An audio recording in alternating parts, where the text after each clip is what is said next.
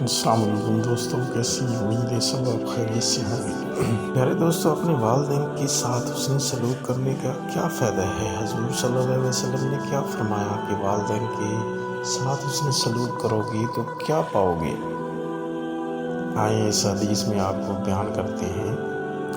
اور حضور نے اس حدیث میں وقت پر نماز پڑھنے کے بارے میں کیا فرمایا اور جہاد کے بارے میں حضور صلی اللہ علیہ وسلم نے کیا فرمایا۔ ٹائم پہ نماز پڑھنے کا فائدہ۔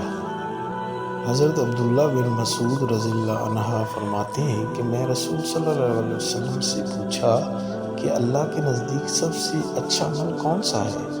تو آپ صلی اللہ علیہ وسلم نے فرمایا کہ ٹائم سے نماز پڑھنا۔